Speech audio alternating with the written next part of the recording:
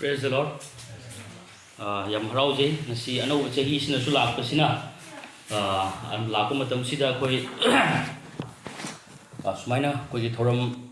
koi pangthok pa phangba koi unaba phang si yam harauze mayam punamakpo ekoi happy new year anai wish tawjari uje koi sorgi wahai taminasi ko sorgi wahai tamina ba thorang tawsi jamna maruiba khwaidagi maruiba wapo amu oigane si thajai mayam khudimagi damakta bor soidana phangane si thajai aduna koi puning changna vitamin C ekoi gi ngasi gi topic se penthokna hingba punsi haiba sigi matangda koi yengminagani snow sing aina hygienic bududi yahana madaina hygienic bududi shona ekoi khudimag se ko mayam somda yengtok biro ko aduna ishona ekoi khudimag se magi blessing mayam singje phangaga aikoina hingbase magi apamani magi thamoina aikoina wata padana leibase pami haitaibo ishori thamoina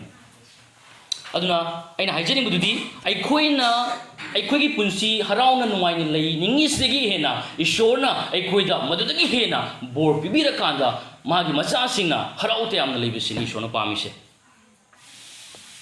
aduna aikoi Adam Eve ishona sema matamda ishona mapung phana madugi garden do lotion kiba garden mafam du matam dugi mafam du da ihana na sema matamda darka laiba khudimak se ngasi ishona semi re kan complete lotion la kan da Adam Eve ta sinaki haitaiba adu ngasi su aikogi punsida aikogi pam jaba khudimak se ishona aikogi punsida darka laiba khudimak se matam sana pibi base ibungo mahana pami amen aduna ishorgi blessing se aikogi damaktani aduna mana aikoi kudingmakta bor piyo pame aduna aikogi thawai bu kaino just hajaduna lotion jabasiniba aikogi thawai bu amen aduna hariba blessing mayam sing se aikoida talaga afaba thabak kya tawraga masigi bor sing se kaidurunga tanba yaba nate masidi only Jesus Christ gi complete loivi khiba cross ki thabak adugi mapana ngasi ekoida ngasi lemna pinabiri pani ekoi Ephesians 1:3 aduga Romeo chapter 5 ki verse 17 da ekoina paragadi khangani thawai gi ba bor khuding mak se haithare hai magi thaujal gi mapana amen hallelujah adubu isnau sing aina hygienic bududi lai phattaba sidi ekoina bor phangba matam da mana haraudi aikoina bor phang matam da mana kaidawragadi aikoise manghan takhan sige habse amatam chubda khalle adugi maramna ishorgi bor si lemna pibi base kauthola kanda masibu tanana bo hona han bai tai so okay no life patabana okay gi wakhan dai tai aduna ni ngasi life patabana kaidawa matam da adam ipta kaidawi athemba linduna themki si chaw adui tai ko hingani haina saigi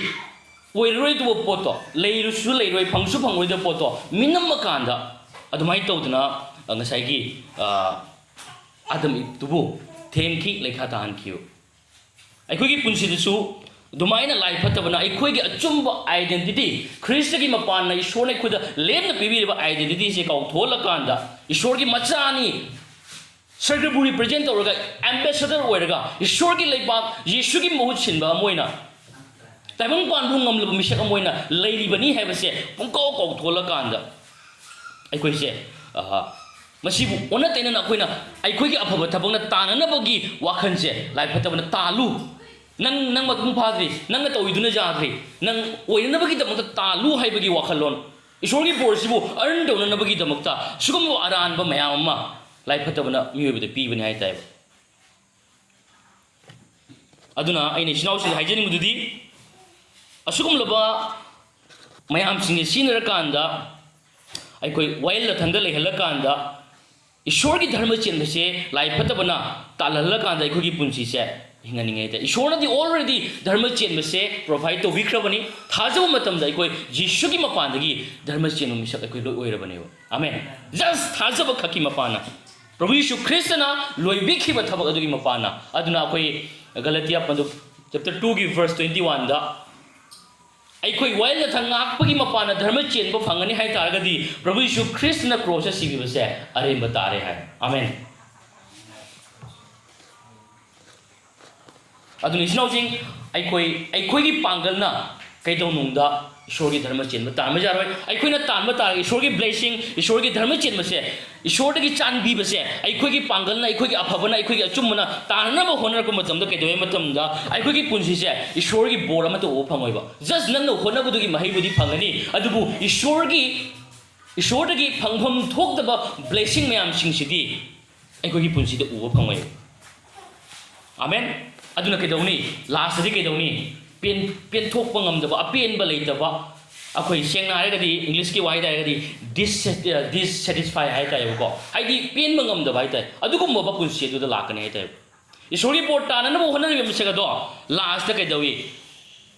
ꯉꯁꯥꯏꯒꯤ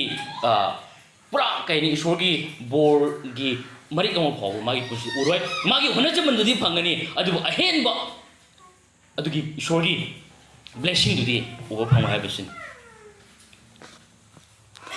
ꯑꯗꯨꯅ ꯏꯆꯤꯟꯅꯥꯎꯁꯤꯡ ꯑꯗꯨꯅ ꯑꯩꯈꯣꯏ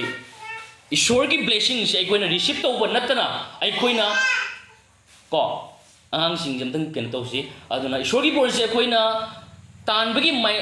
ꯋꯥꯈꯜꯂꯣꯟꯁꯦ ꯍꯦꯛ ꯂꯩꯕ ꯇꯥꯔꯒꯗꯤ ꯅꯪ ꯑꯩꯒꯤ ꯄꯨꯟꯁꯤꯗ ꯆꯥꯎꯈꯠꯄ ꯉꯝꯃꯣꯏꯕ ꯑꯦꯚ꯭ꯔꯤ ꯑꯦꯔꯤꯌꯥ ꯈꯨꯗꯤꯡꯃꯛꯇ ꯑꯩꯈꯣꯏꯒꯤ ꯄꯨꯟꯁꯤꯗ ꯌꯦꯡꯊꯤꯅꯕ ꯅꯨꯡꯉꯥꯏꯇꯕ ꯄꯦꯟꯗꯕ ꯑꯗꯨꯝ ꯑꯁꯤꯒꯨꯝꯕ ꯃꯌꯥꯝꯁꯤꯡ ꯑꯗꯨꯝ ꯂꯩꯒꯅꯤ ꯀꯣ ꯏꯁꯣꯔꯒꯤ ꯕꯣꯔꯁꯦ ꯇꯥꯜꯂꯤꯕ ꯃꯤꯁꯛ ꯑꯃꯒꯤ ꯃꯊꯛꯇ ꯉꯥꯛꯄꯤꯕ ꯉꯝꯕꯒꯤ ꯊꯃꯣꯏꯁꯤꯁꯨ ꯂꯩꯔꯣꯏꯕ ꯀꯩꯗꯧꯅꯨꯡꯗꯀꯣ ꯑꯗꯨꯅ ꯏꯆꯤꯟꯅꯥꯎꯁꯤꯡ ꯑꯩꯅ ꯍꯥꯏꯖꯅꯤꯡꯕꯗꯨꯗꯤ ꯑꯩꯈꯣꯏꯒꯤ ꯄꯨꯟꯁꯤꯗ ꯑꯩꯈꯣꯏ ꯅꯨꯃꯤꯠ ꯅꯨꯡꯇꯤ ꯈꯨꯗꯤꯡꯗ ꯑꯩꯈꯣꯏ ꯇꯧꯕꯤꯃꯜ ꯈꯪꯕ ꯎꯠꯂꯒ ꯑꯃꯒ ꯑꯃꯒꯤ ꯑꯦꯄ꯭ꯔꯤꯁꯤꯌꯦꯠ ꯇꯧꯅꯔꯒ ꯏꯁꯣꯔꯅ ꯇꯧꯕꯤꯈꯤꯕ ꯊꯕꯛꯁꯤꯡ ꯑꯁꯦ ꯃꯁꯤꯕꯨ ꯏꯁꯣꯔꯅ ꯄꯤꯕꯤꯔꯤꯕꯁꯤꯡ ꯑꯁꯤꯕꯨ ꯊꯥꯒꯠꯆꯔꯒ ꯑꯩꯈꯣꯏ ꯅꯨꯃꯤꯠ ꯅꯨꯡꯇꯤ ꯈꯨꯗꯤꯡꯁꯦ ꯑꯩꯈꯣꯏ ꯍꯤꯡꯕ ꯇꯝꯃꯤꯟꯅꯁꯤ ꯍꯥꯏꯕꯁꯤꯅꯦꯕ ꯅꯨꯃꯤꯠ ꯅꯨꯡꯇꯤ ꯈꯨꯗꯤꯡ ꯇꯧꯕꯤꯃꯜ ꯈꯪꯕ ꯎꯠꯄ ꯄꯨꯟꯁꯤꯗꯣ ꯏꯁꯣꯔꯕꯨ ꯊꯥꯒꯠꯂꯒ ꯍꯤꯡꯕ ꯄꯨꯟꯁꯤꯗꯣ ꯑꯗꯣ ꯑꯣꯏꯃꯤꯟꯅꯁꯤ ꯍꯥꯏꯕꯁꯦ ꯑꯩꯅ ꯋꯥꯍꯧꯗꯣꯛꯇ ꯍꯥꯏꯖꯅꯤꯡꯕꯗꯨꯅꯦꯕꯀꯣ ꯑꯗꯨꯅ ꯏꯆꯤꯟꯅꯥꯎꯁꯤꯡ ꯑꯩꯈꯣꯏ ꯀꯝꯄ꯭ꯂꯦꯟ ꯇꯧꯕ ꯍꯥꯏꯕꯁꯦ ꯀꯝꯄ꯭ꯂꯦꯟ ꯇꯧꯕ ꯃꯤꯁꯛ ꯑꯁꯦ ꯀꯩꯗꯧꯅꯨꯡꯗ ꯆꯥꯎꯈꯠꯄ ꯂꯩꯔꯣꯏ ꯀꯩꯗꯧꯅꯨꯡꯗ ꯍꯣꯡꯕ ꯂꯩꯔꯣꯏ ꯑꯍꯣꯡꯕ ꯍꯥꯏꯕꯁꯤ ꯑꯃꯠꯇ ꯎꯔꯣꯏ ꯑꯗꯨꯕꯨ ꯊꯥꯒꯠꯄ ꯇꯧꯕꯤꯃꯜ ꯈꯪꯕ ꯎꯠꯄ ꯏꯁꯣꯔꯅ ꯇꯧꯕꯤꯕꯁꯤꯡ ꯏꯁꯣꯔꯅ ꯄꯤꯕꯤꯔꯤꯕꯁꯤꯡ ꯑꯁꯤꯕꯨ ꯃꯤꯠꯐꯝ ꯊꯝꯕ ꯃꯌꯥꯝꯁꯤꯡ ꯑꯁꯤꯒꯤ ꯊꯥꯒꯠꯄꯒꯤ ꯄꯨꯛꯅꯤꯡ ꯋꯥꯈꯜꯁꯦ ꯂꯩꯕ ꯇꯥꯔꯒꯗꯤ ꯀꯔꯤ ꯍꯥꯏꯅꯤ ꯃꯇꯝꯗ ꯑꯩꯈꯣꯏꯒꯤ ꯄꯨꯟꯁꯤꯗ ꯏꯁꯣꯔꯅ ꯑꯦꯅꯤ ꯑꯋꯥꯕ ꯐꯤꯕꯝ ꯂꯥꯛꯄ ꯃꯇꯝꯗ ꯃꯗꯨꯗꯒꯤ ꯊꯥꯡꯒꯠꯄꯤꯒꯅꯤ ꯃꯗꯨꯗꯒꯤ ꯂꯧꯊꯣꯛꯄꯤꯒꯅꯤ ꯑꯃꯦꯟ ꯑꯩꯈꯣꯏꯒꯤ ꯄꯨꯟꯁꯤꯗ ꯉꯁꯤ ꯑꯩꯈꯣꯏꯅ ꯇꯣꯉꯥꯟ ꯇꯣꯉꯥꯟꯕ ꯑꯩꯈꯣꯏꯒꯤ ꯆꯦꯂꯦꯟꯖꯦꯁ ꯀꯌా ꯑꯃ ꯑꯩꯈꯣꯏꯒꯤ ꯄꯨꯟꯁꯤꯁꯤꯗ ꯑꯩꯈꯣꯏ ꯁ꯭ꯇ꯭ꯔꯒꯜ ꯇꯧꯏ ꯊꯦꯡꯅꯔꯤ ꯅꯠꯇ꯭ꯔꯥ ꯑꯁꯤ ꯊꯦꯡꯅꯕꯒꯤ ꯃꯔꯝꯅ ꯑꯩꯈꯣꯏꯗ ꯁꯤꯒꯨꯝꯕ ꯃꯌꯥꯝ ꯑꯃ ꯊꯦꯡꯅꯕꯅꯤꯅ ꯑꯋꯥꯕ ꯇꯣꯉꯥꯟ ꯇꯣꯉꯥꯟꯕ ꯃꯌꯥꯝ ꯑꯃ ꯊꯦꯡꯅꯕꯅꯤꯅ ꯑꯩꯈꯣꯏꯗ ꯀꯩꯗꯧꯋꯦ ꯃꯇꯝꯗ ꯑꯩꯈꯣꯏ ꯀꯝꯄ꯭ꯂꯦꯟ ꯇꯧꯅꯤꯡꯕꯒꯤ ꯀꯩꯅꯣ ꯍꯦꯕꯤꯠ ꯑꯃ ꯅꯦꯆꯔ ꯑꯣꯏꯅ ꯍꯥꯏꯇꯥꯔꯦ ꯃꯅꯤꯡꯗ ꯉꯥꯡꯅꯤꯡꯕꯒꯤ ꯃꯨꯔꯨꯝ ꯃꯨꯔꯨꯝ ꯁꯣꯟꯅꯤꯡꯕꯒꯤ ꯑꯗꯩ ꯃꯅꯤꯡꯗ ꯁꯤꯒꯤ ꯄꯣꯠꯁꯦ ꯑꯩꯈꯣꯏꯗꯤ ꯍꯦꯕꯤꯠ ꯑꯃ ꯑꯣꯏꯅ ꯂꯩꯕ ꯍꯥꯏꯇꯥꯔꯦꯕꯀꯣ ꯑꯩꯈꯣꯏꯒꯤ ꯑꯗꯨꯒꯨꯝꯕ ꯃꯌꯥꯝ ꯑꯃ ꯂꯩ ꯑꯗꯨꯅ ꯑꯩꯅ ꯍꯥꯏꯖꯅꯤꯡꯕꯗꯨꯗꯤ ꯀꯔꯤꯝ ꯅꯠꯇꯦ ꯑꯃ ꯁꯤꯕꯨ ꯀꯩꯗꯧꯔꯒꯦ ꯁꯤꯗꯤ ꯀꯔꯤꯝ ꯅꯠꯇꯦ ꯍꯥꯏꯕꯗꯤ ꯀꯝꯄ꯭ꯂꯦꯟꯁꯦ ꯃꯆꯥ ꯐꯥꯎꯕ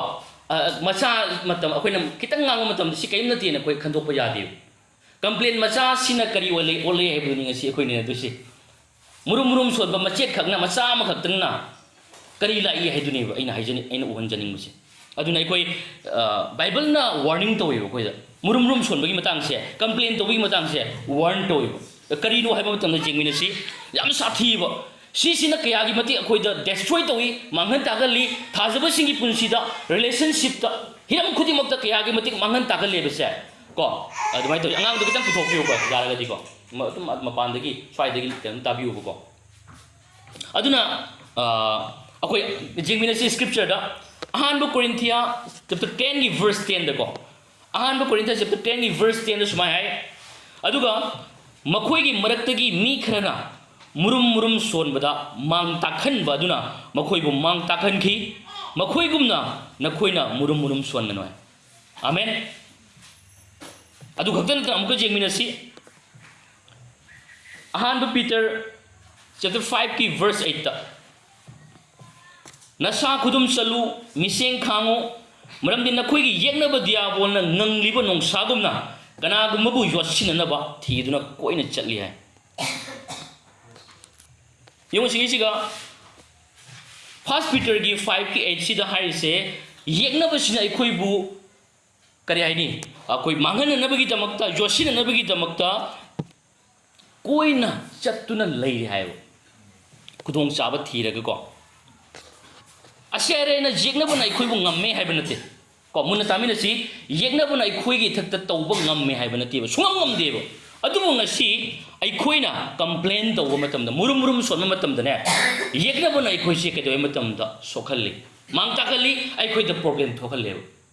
ꯑꯩꯈꯣꯏꯗ ꯍꯔꯥꯎꯕ ꯂꯩꯍꯟꯗꯦ ꯑꯗꯨꯅ ꯏꯆꯤꯟꯅꯥꯎꯁꯤꯡ ꯌꯦꯛꯅꯕꯅ ꯑꯦꯇꯦꯛ ꯇꯧꯕ ꯉꯝꯗꯣꯔꯤꯁꯦ ꯑꯩꯈꯣꯏꯅ ꯃꯨꯔꯨꯝ ꯃꯨꯔꯨꯝ ꯁꯣꯟꯕ ꯀꯝꯄ꯭ꯂꯦꯟ ꯇꯧꯕ ꯃꯇꯝꯗꯅꯦꯕ ꯑꯗꯨꯅ ꯀꯝꯄ꯭ꯂꯦꯟ ꯍꯥꯏꯁꯦ ꯑꯩꯁꯦ ꯁꯤꯗꯤ ꯃꯆꯥꯅꯤ ꯁꯤꯗꯤ ꯀꯔꯤꯝ ꯅꯠꯇꯦ ꯍꯥꯏꯅ ꯆꯤꯟꯗꯒꯤ ꯐꯥꯎꯕ ꯀꯝꯄ꯭ꯂꯦꯟꯒꯤ ꯀꯩꯅꯣꯁꯦ ꯅꯦꯒꯦꯇꯤꯚ ꯄꯣꯠꯁꯦ ꯃꯨꯔꯨꯝ ꯃꯨꯔꯨꯝ ꯁꯣꯟꯕ ꯃꯅꯤꯡꯗ ꯉꯥꯡꯕꯁꯦ ꯑꯩꯈꯣই ꯁꯨꯡꯊꯣꯛ ꯊꯣꯛꯄ ꯌꯥꯗꯦ ꯍꯥꯏꯇꯥꯔꯦ 아멘 ꯑꯗꯨꯅ ꯍꯧꯖꯤꯛꯇ ꯏꯁꯣꯔꯒꯤ ꯋꯥꯍꯩꯅ ꯍꯥꯏꯕꯗꯣ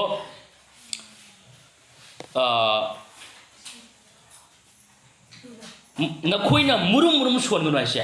ꯃꯥ ꯗꯥꯏꯔꯦꯛ ꯍꯥꯏꯌꯦꯕꯀꯣ ꯁꯤꯒꯤ ꯊꯕꯛꯁꯦ ꯁꯨꯡꯇꯧ ꯇꯧꯅꯣ ꯃꯁꯤꯅ ꯃꯥꯡ ꯇꯥꯛꯍꯜꯂꯦ ꯍꯥꯏꯕꯁꯦ ꯀꯣ ꯑꯁꯤ ꯐꯖꯅ ꯍꯥꯏꯕꯁꯦ ꯑꯩꯈꯣꯏꯅ ꯎꯕ ꯐꯪꯉꯤ ꯑꯗꯨꯅ ꯀꯝꯄ꯭ꯂꯦꯟ ꯇꯧꯕ ꯃꯇꯝꯗ ꯀꯔꯤ ꯄꯨꯔꯛꯏ ꯍꯥꯏꯕ ꯃꯇꯝꯗ ꯑꯩꯈꯣꯏꯗ ꯑꯋꯥꯕ ꯄꯨꯔꯛꯏ ꯀꯣ ꯑꯩꯈꯣꯏꯗ ꯑꯋꯥꯕ ꯈꯛꯇꯅꯤ ꯄꯨꯔꯛꯏꯁꯦ ꯀꯝꯄ꯭ꯂꯦꯟ ꯍꯥꯏꯕꯁꯦ ꯍꯤꯕ꯭ꯔꯤꯌꯨꯗ ꯑꯩꯅ ꯌꯦꯡꯕ ꯃꯇꯝꯗ ꯂꯨꯟ ꯍꯥꯏꯅ ꯍꯥꯏꯌꯦꯕꯀꯣ ꯑꯗꯨꯅ ꯀꯩ ꯍꯥꯏ ꯃꯁꯤꯒꯤ ꯑꯔꯊꯁꯤ ꯌꯦꯡꯕ ꯃꯇꯝꯗ ꯑꯩꯈꯣꯏꯒꯤ ꯅꯨꯃꯤꯗꯥꯡ ꯃꯇꯝ ꯂꯦꯟꯕ ꯍꯥꯏꯇꯥꯔꯦ ꯍꯥꯏꯕꯗꯤ ꯀꯔꯤ ꯍꯥꯏꯅꯤ ꯑꯩꯈꯣꯏ ꯅꯨꯃꯤꯗꯥꯡ ꯃꯇꯝꯗ ꯑꯃꯝꯕꯒꯤ ꯀꯣ ꯑꯃꯝꯕꯒꯤ ꯄꯨꯟꯁꯤ ꯍꯥꯏꯇꯥꯔꯦ ꯑꯃꯝꯕꯒꯤ ꯄꯨꯟꯁꯤꯗ ꯑꯩꯈꯣꯏꯁꯦ ꯂꯦꯟꯒꯅꯤ ꯍꯥꯏꯇꯥꯔꯦ ꯀꯝꯄ꯭ꯂꯦꯟ ꯇꯧꯔꯤꯉꯩ ꯑꯩꯈꯣꯏꯒꯤ ꯄꯨꯟꯁꯤꯗ ꯃꯉꯥꯜ ꯊꯣꯛꯑꯦꯕ ꯏꯁꯨꯛ ꯁꯨꯛꯇꯅꯀꯣ ꯑꯩꯈꯣꯏꯁꯦ ꯄꯨꯔꯥ ꯑꯃꯝꯕꯗ ꯂꯩꯕꯒꯨꯝꯅ ꯑꯩꯈꯣꯏꯒꯤ ꯄꯨꯟꯁꯤꯁꯦ ꯂꯩꯒꯅꯦꯕ ꯑꯗꯨꯅ ꯑꯋꯥꯕ ꯃꯌꯥꯝ ꯄꯤꯔꯛꯀꯅꯦꯕ ꯀꯝꯄ꯭ꯂꯦꯟꯒꯤꯗ ꯂꯩꯔꯤꯉꯩ ꯉꯁꯥꯏ ꯑꯋꯥꯕ ꯃꯌꯥꯝꯁꯦ ꯃꯌꯥꯝ ꯑꯃ ꯂꯥꯛꯀꯅꯤ ꯍꯥꯏꯇꯥꯔꯦꯕ ꯄꯨꯔꯥ ꯊꯣꯡ ꯍꯥꯡꯗꯣꯛꯄꯒꯨꯝꯕꯅꯤ ꯍꯥꯏꯇꯥꯔꯦ ꯑꯩꯈꯣꯏꯒꯤ ꯄꯨꯟꯁꯤꯗ ꯑꯄꯟꯕ ꯀꯌꯥ ꯑꯃ ꯑꯩꯈꯣꯏꯒꯤ ꯄꯨꯟꯁꯤꯗ ꯑꯄꯟꯕ ꯄꯤꯔꯛꯀꯅꯦꯕ ꯑꯌꯦꯠꯄ ꯑꯄꯟꯕ ꯀꯌా ꯑꯃ ꯉꯁꯤ ꯁꯤꯅ ꯂꯥꯛꯏ ꯑꯗꯨ ꯈꯛꯇ ꯅꯠꯇꯅ ꯑꯩꯈꯣꯏ ꯈꯣꯡꯁꯥꯟꯕ ꯏꯖ꯭ꯔꯦꯜ ꯃꯆꯥꯁꯤꯡꯗꯣ ꯏꯁꯣꯔꯅ ꯑꯩꯈꯣꯏ ꯏꯖꯤꯞꯇꯒꯤ ꯆꯤꯡꯊꯣꯔꯛꯄ ꯃꯇꯝꯗ ꯑꯉꯛꯄ ꯊꯕꯛ ꯀꯌꯥ ꯑꯃ ꯏꯁꯣꯔ ꯇꯧꯕꯤ ꯑꯁꯨꯛꯀꯤ ꯃꯇꯤꯛ ꯐꯕ ꯏꯁꯣꯔꯁꯤ ꯐꯩ ꯍꯥꯏꯕꯁꯦ ꯎꯠꯄꯤꯈꯤꯕ ꯅꯠꯇ꯭ꯔꯥ ꯑꯗꯨꯕꯨ ꯃꯣꯏꯅ ꯀꯩꯗꯧꯏ ꯀꯝꯄ꯭ꯂꯦꯟ ꯇꯧꯏ ꯏꯖ꯭ꯔꯦꯜ ꯃꯆꯥꯁꯤꯡꯅ ꯀꯝꯄ꯭ꯂꯦꯟ ꯇꯧꯏ ꯀꯝꯄ꯭ꯂꯦꯟ ꯇꯧꯕꯗ ꯍꯦꯟꯗꯣꯛꯇꯦ ꯏꯁꯣꯔꯒꯤ ꯃꯥꯌꯣꯛꯇ ꯀꯝꯄ꯭ꯂꯦꯟ ꯇꯧꯔꯦꯕ ꯁꯦꯡꯅ ꯍꯥꯏꯔꯒꯗꯤ ꯃꯣꯖꯦꯁꯁꯦ ꯏꯁꯣꯔꯅ ꯑꯩꯈꯣꯏ ꯏꯖ꯭ꯔꯦꯜꯁꯤꯡꯗꯨꯒꯤ ꯂꯤꯗꯔꯅꯤ ꯍꯥꯏꯇꯥꯔꯦ ꯏꯁꯣꯔꯅ ꯀꯃꯥꯟ ꯇꯧꯔꯒ ꯏꯁꯣꯔꯅ ꯍꯥꯏꯕꯗꯣ ꯃꯥ ꯇꯧꯔꯛꯏꯅꯦꯕ ꯑꯗꯨꯅ ꯏꯁꯣꯔꯅ ꯍꯥꯏꯕꯗꯣ ꯃꯥ ꯇꯧꯕꯅꯤꯅ ꯃꯥ ꯇꯧꯔꯤꯕ ꯈꯨꯗꯤꯡꯃꯛꯁꯦ ꯏꯁꯣꯔꯒꯤ ꯑꯅꯤꯡꯕꯗꯨꯅꯦꯕ ꯑꯗꯨꯕꯨ ꯃꯉꯣꯟꯗ ꯃꯥꯒꯤ ꯃꯥꯌꯣꯛꯇ ꯋꯥ ꯉꯥꯡꯉꯦꯕ ꯑꯗꯨ ꯉꯥꯡꯕ ꯃꯇꯝꯗ ꯉꯥꯡꯉꯤꯗꯣ ꯃꯉꯣꯟꯗ ꯅꯠꯇꯦꯕ ꯗꯥꯏꯔꯦꯛ ꯏꯁꯣꯔꯗ ꯉꯥꯡꯉꯤꯅꯦꯕ ꯑꯗꯨ ꯈꯛꯇ ꯅꯠꯇꯅ ꯑꯩꯈꯣꯏ ꯔꯣꯃꯤꯌꯣ ꯆꯦꯞꯇꯔ 13ꯗ ꯑꯩꯈꯣই ꯄꯥꯔꯒꯗꯤ ꯈꯪꯒꯅꯤ ꯑꯉꯝꯕ ꯊꯧ ꯍꯥꯏꯕꯁꯤ ꯏꯁꯣꯔꯗꯒꯤꯅꯤ ꯍꯥꯏꯕꯁꯦ ꯑꯩꯈꯣꯏ ꯎꯕ ꯐꯪꯉꯦꯕ ꯑꯗꯨꯅ ꯑꯩꯈꯣꯏ ꯀꯝꯄ꯭ꯂꯦꯟ ꯍꯥꯏꯕꯁꯦ ꯇꯧꯅꯤꯡꯉꯦ ꯍꯥꯏꯅ ꯄꯪꯇꯧ ꯇꯧꯕ ꯌꯥꯗꯦ ꯍꯥꯏꯇꯥꯔꯦꯕ ꯀꯣ ꯖꯣꯍꯣꯃꯤꯗ ꯍꯥꯏꯇꯥꯔꯦ ꯑꯗꯨ ꯆꯔꯆꯀꯤ ꯂꯨꯆꯤꯡꯕꯁꯤꯡꯗꯗꯤ ꯃꯁꯤ ꯌꯥꯝꯅ ꯁꯤꯒꯤ ꯄꯣꯠꯁꯤ ꯆꯦꯛꯁꯤꯟꯃꯤꯟꯅꯁꯤ ꯏꯁꯣꯔꯒꯤ ꯃꯥꯌꯣꯛꯇꯅꯤ ꯁꯤꯀꯣ ꯑꯗꯨꯅ ꯑꯩꯅ ꯁꯤꯒ ꯃꯈꯥ ꯇꯥꯅ ꯍꯥꯏꯖꯅꯤꯡꯕꯗꯨꯗꯤ ꯑꯗꯨꯒꯩ ꯇꯧꯗꯨꯅ ꯏꯖ꯭ꯔꯦꯜ ꯃꯆꯥꯁꯤꯡ ꯗꯨꯅ ꯃꯣꯖꯦꯁꯀꯤ ꯃꯥꯌꯣꯛꯇ ꯏꯁꯣꯔꯒꯤ ꯃꯥꯌꯣꯛꯇ ꯀꯝꯄ꯭ꯂꯦꯟꯁꯦ ꯇꯧꯔꯛꯄꯗꯒꯤ ꯀꯝꯄ꯭ꯂꯦꯟꯁꯦ ꯏꯁꯣꯔꯅ ꯁꯨꯡꯄꯥꯝ ꯄꯥꯝꯗꯕ ꯑꯃ ꯑꯣꯏꯕ ꯍꯥꯏꯇꯥꯔꯦ ꯃꯨꯔꯨꯝ ꯃꯨꯔꯨꯝ ꯁꯣꯟꯕꯁꯦ ꯁꯨꯡꯄꯥꯝ ꯄꯥꯝꯗꯕ ꯍꯥꯏꯇꯥꯔꯦ ꯑꯗꯨꯒꯤ ꯃꯔꯝꯅ ꯀꯔꯤ ꯍꯥꯏꯅꯤ ꯃꯈꯣꯏ ꯀꯔꯤ ꯍꯥꯏꯅꯤ ꯑꯋꯥꯕꯗ ꯇꯥꯈꯤ ꯃꯣꯏ ꯑꯋꯥꯕꯗ ꯇꯥꯈꯤ ꯏꯁꯣꯔꯅ ꯁꯥꯎꯍꯟꯈꯤ ꯍꯥꯏꯇꯥꯔꯦ ꯏꯁꯣꯔꯅ ꯁꯥꯎꯕꯁꯦ ꯀꯝꯄ꯭ꯂꯦꯟ ꯇꯧꯕꯒꯤ ꯊꯕꯛꯁꯦ ꯏꯁꯣꯔꯅ ꯄꯥꯝꯗꯦ ꯁꯨꯡꯄꯥꯝ ꯄꯥꯝꯗꯦ ꯏꯁꯣꯔꯅ ꯇꯨꯀꯠꯆꯩ ꯏꯁꯣꯔꯅ ꯁꯥꯎꯋꯦ ꯍꯥꯏꯇꯥꯔꯦꯕꯀꯣ ꯑꯗꯨꯅ ꯃꯔꯝ ꯑꯣꯏꯔꯒ ꯀꯩꯗꯧꯏ ꯍꯥꯏꯕ ꯃꯇꯝꯗ ꯑꯗꯨꯒꯨꯝꯂꯕ ꯂꯤꯟ ꯊꯥꯔꯛꯑꯒ ꯃꯍꯨ ꯆꯦꯟꯕ ꯂꯤꯟ ꯊꯥꯔꯛꯑꯒ ꯉꯁꯥꯏꯒꯤ ꯏꯖ꯭ꯔꯦꯜ ꯃꯆꯥꯁꯤꯡꯗꯣ ꯆꯤꯛꯊꯠꯂꯒ ꯃꯈꯣꯏ ꯁꯤꯈꯤ ꯍꯥꯏꯇꯥꯔꯦ 아멘 ꯑꯗꯨꯅ ꯑꯩꯅ ꯍꯥꯏꯖꯅꯤꯡꯕꯗꯨꯗꯤ ꯀꯝꯄ꯭ꯂꯦꯟ ꯇꯧꯕꯒꯤ ꯃꯍꯨꯠꯇ ꯀꯝꯄ꯭ꯂꯦꯟ ꯇꯧꯕꯒꯤ ꯃꯍꯨꯠꯇ ꯃꯨꯔꯨꯝ ꯃꯨꯔꯨꯝ ꯁꯣꯟꯕꯒꯤ ꯃꯍꯨꯠꯇ ꯑꯩꯈꯣꯏ ꯊꯥꯒꯠꯆꯕ ꯏꯁꯣꯔꯅ ꯇꯧꯕꯤꯈꯤꯕ ꯃꯌꯥꯝ ꯑꯩꯈꯣꯏꯒꯤ ꯄꯨꯟꯁꯤꯗ ꯇꯧꯕꯤꯔꯤꯕ ꯃꯌꯥꯝꯁꯤꯡꯁꯦ ꯃꯁꯤꯕꯨ ꯌꯦꯡꯖꯔꯒ ꯑꯩꯈꯣꯏ ꯊꯥꯒꯠꯄ ꯇꯝꯁꯤꯕ ꯍꯩꯁꯤꯕ 아멘 ꯑꯩꯈꯣꯏ ꯍꯛꯆꯥꯡꯗ ꯅꯥꯔꯛꯄ ꯁꯣꯜꯂꯛꯄ ꯑꯦꯅꯤ ꯂꯩꯔꯛꯄ ꯃꯇꯝꯗꯁꯨ ꯑꯩꯈꯣই ꯊꯥꯖꯕꯒ ꯂꯣꯏꯅ ꯑꯩꯈꯣই ꯏꯁꯣꯔꯗ ꯑꯩꯈꯣই ꯊꯥꯒꯠꯆꯁꯤ ꯍꯛꯆꯥꯡ ꯐꯕ ꯄꯨꯟꯁꯤ ꯄꯤꯕꯒꯤꯗꯃꯛ ꯑꯩꯈꯣꯏꯅ ꯈꯪꯉꯤ ꯑꯩꯈꯣꯏ ꯑꯥꯏꯖꯤꯌꯥꯗꯁꯨ ꯈꯪꯉꯤ ꯑꯍꯥꯟꯕ ꯄꯤꯇꯔꯗꯁꯨ ꯑꯩꯈꯣꯏꯅ ꯎꯕ ꯐꯪꯉꯤ 2:24ꯗꯁꯨ ngasi Jesu da forgive je phomna ekoi na ba phare 1 John 1:3 da su ko 3 gi kano da su ekoi na pa khangani aduna ngasi ekoi je hakchang phaba apung phaba adugum laba marang kai ba na da yek da punsi da ekoi da ngasi pire ishona blessing do pire bane aduna ekoi ubada di chaloi si maram di ekoi thaja bagi mapana sa punsi ni adu aina chungrang haije kre ekoi si believer ne ai thaja bade hingbami believer ai je thaja bani thaja bade hingbami sing ni ko aduna ekoi ishona ekoi ubada chaloi si ko aduna ekoi ishona bibi kre blessing ngasai hai kre ekoi Ephesians chapter 1 gi verse 3 da sarga gi blessing khuding mak se ekoi gi thawai da haitha kre hai amen aduna any situation ana ai lakpa matam su ai Jesu gi mapanda gi hakchang phaba amane se lauk mina se thaja mina se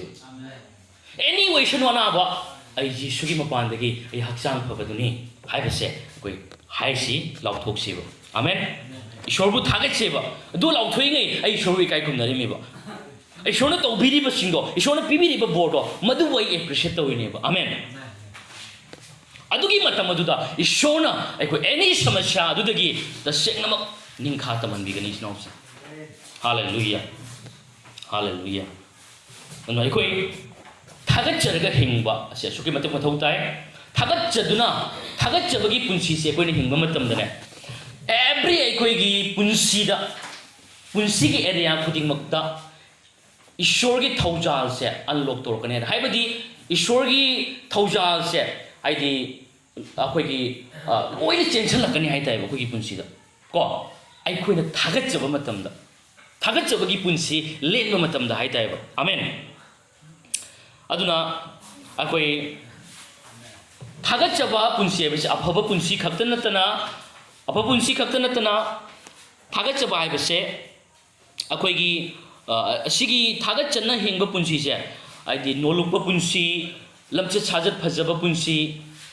ꯑꯗꯨꯒꯨꯝꯕ ꯄꯨꯟꯁꯤꯅꯤ ꯍꯥꯏꯇꯥꯏꯕꯀꯣ ꯊꯥꯒꯠꯆꯔꯒ complain ꯇꯧꯔꯣꯏꯗꯕꯅꯤꯅ ꯌꯥꯝꯅ ꯅꯣꯂꯨꯛꯆꯅ ꯌꯥꯝꯅ polite ꯑꯣꯏꯅ ꯍꯤꯡꯕ ꯄꯨꯟꯁꯤꯅꯤ ꯍꯥꯏꯇꯥꯏꯕꯀꯣ amen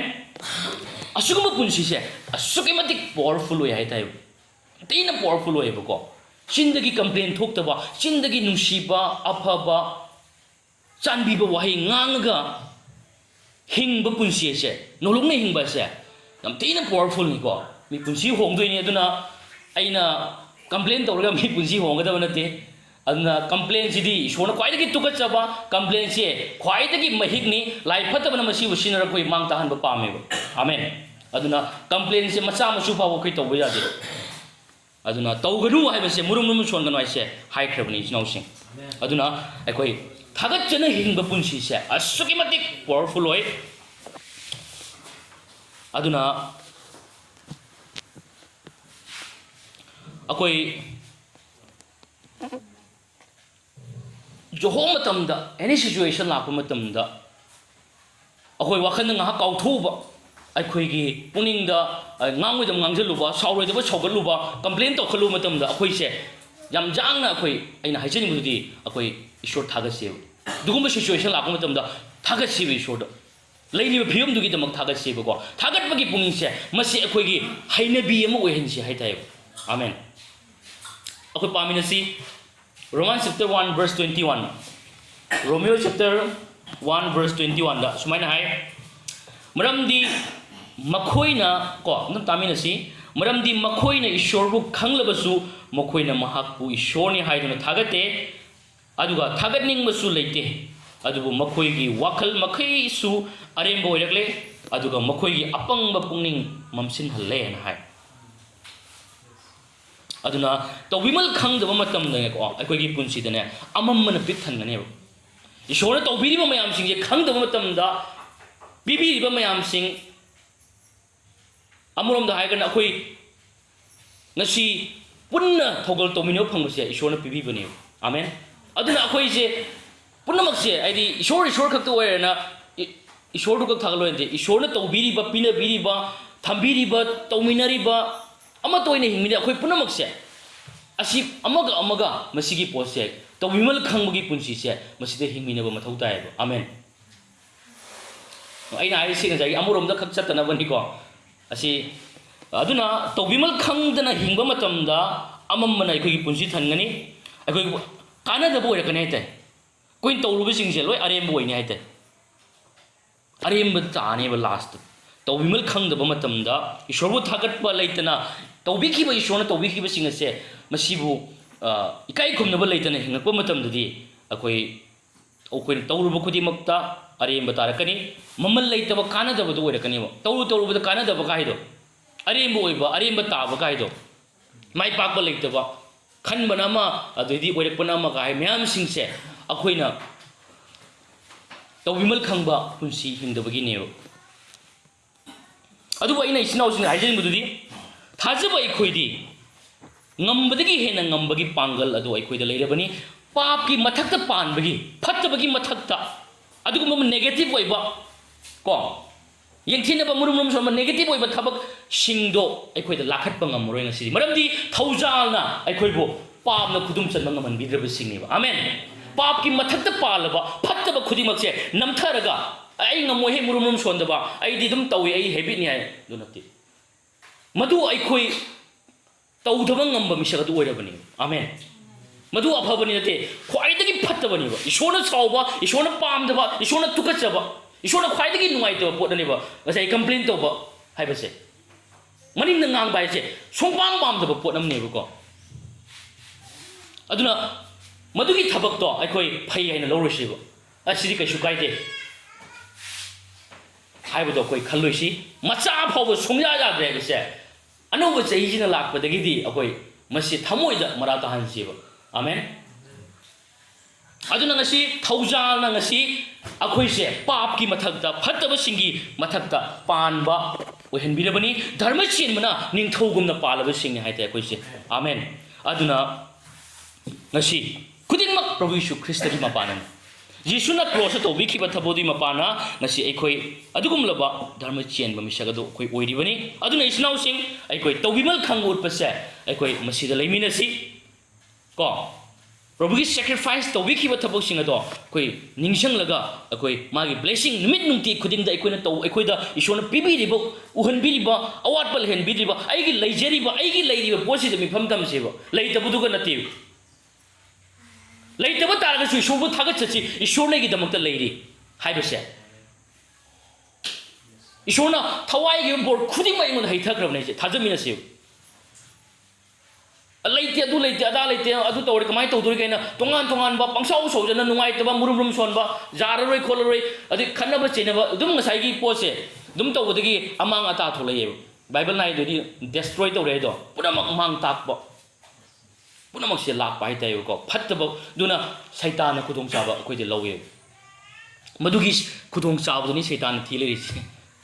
माना दुगंग ngममेबा दुगैदुगनि माना पांगल फंगिसे अदुना अखोइ